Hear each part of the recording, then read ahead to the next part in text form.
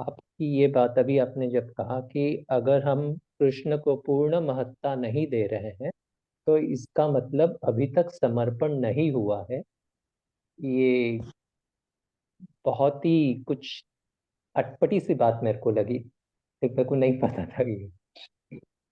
मेरे को लग रहा है ये भी चल रहा है, ये भी चल रहा है, फिर भी समर्पण तो है।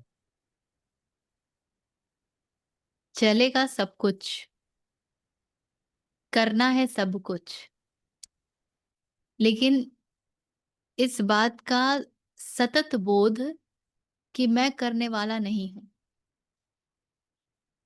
मुझे माध्यम चुना है अस्तित्व ने इस कार्य हेतु।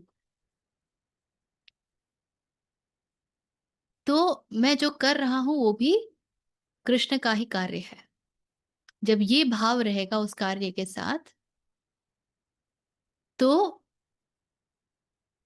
संपूर्ण महत्ता कृष्ण के पास होगी। और अगर आपको लगेगा कि अरे मैं कर रहा हूँ और मुझे परिणाम देना है, I have to produce results, फिर तो महाभारत के जब द्रौपदी चीरहरण का एपिसोड चल रहा है, कृष्ण प्रतीक्षा कर रहे हैं, कहते हैं। वो जान रहे हैं कि द्रौपदी के साथ क्या होने वाला है, उसे किस प्रकार सभा में लाया गया है, और कोई मस्तक उठा करके द्रौपदी की सहायता के लिए खड़ा ही नहीं हो रहा।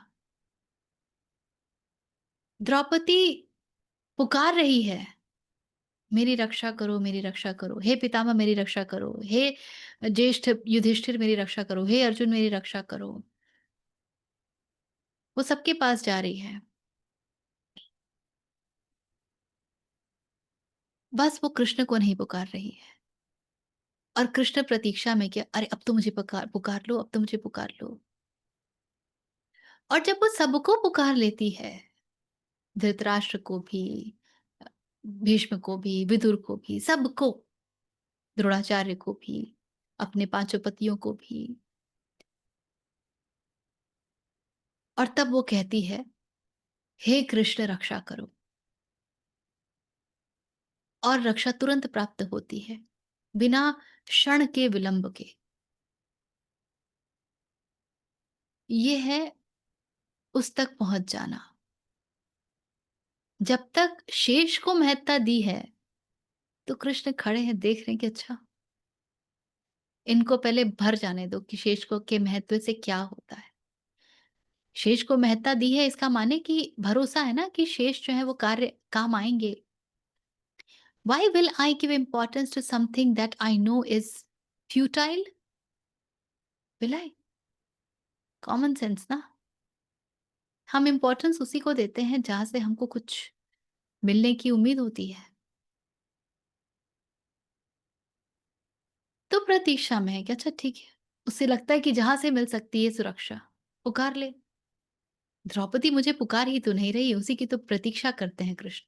और जैसे ही पुकारती हैं, तत्क्षण, तो इस बात का बोध कि आप एक माध्यम हैं जो कुछ भी हो रहा है उसके लिए, प्रति क्षण। आप यदि पिता भी हैं तो आप एक माध्यम बने हैं अपने पुत्र का, अपनी पत्नी का, अपने माता पिता का किसी प्रकार से कल्याण करने हेतु। आप कल्याण नहीं करेंगे, आपके द्वारा कल्याण होगा यदि प्रभु चाहते हैं तो। और जो कुछ भी होगा वो ही कल्याण है। एक कहानी कहती है कि एक सूफी फकीर थे बायजीद, और छोटे से कमरे में थे। उस कमरे में बड़ी चींटियां थी, खूब काटती थी। उनके शिष्य कहते हैं, क्या प्रभु तुम्हारी इतनी भी चींटियों से तुम्हें हटा नहीं सकते? इतनी काटती हैं, सुबह तक सूजे हुए रहते हो प्रतिदिन, फिर भी यहीं पड़े रहते हो, हटाते भी नहीं चींटियों को। तो बायजीत कहते हैं, उसकी कितनी अनुकंपा है, जैसे मैं उसे भूलने लगता हूँ एक चींटी मुझे काट देती है और मुझे याद आ जाता है। ये तो उसने पूरा ताना बाना बुन रखा है ताकि मैं उसे भूलूं नहीं। उसने मुझे कितना संभाला है, he insures that I do not forget him. इन चींटियों को मत हटाना। ये तो कारण है कि मैं भूल नहीं पाता और मैं सदा उसमें रमा रहता हूँ। तो you can turn around any situation. Are ends really for that? No. But you can utilize any situation and turn it around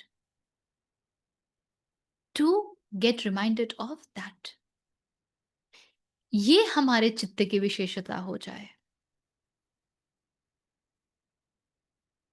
चित्त हर बात पर प्रश्न ना उठाए, दुखी ना हो जाए, कष्ट में ना आ जाए, बल्कि उसको एक साधन बना ले परम को याद करने का, सहज हो जाने का। ये जान ले कि अच्छा, इन चींटियों के होने के बाद भी क्या मैं सहज हो सकती हूँ? यही तो मेरी परीक्षा है। इसीलिए तो चींटियाँ हैं यहाँ पे। You can change every situation. You can turn around every situation to get reminded of living in Advaita. That is in our hands. आप चाहे तो शिकायत कर लें, चाहे तो उसको अपॉर्च्युनिटी बना लें।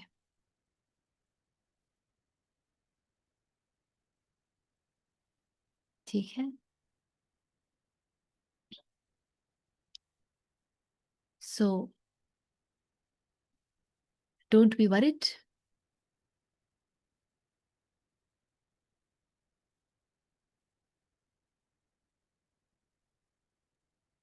बहुत बढ़िया ठीक रहा। है? धन्यवाद। धन्यवाद।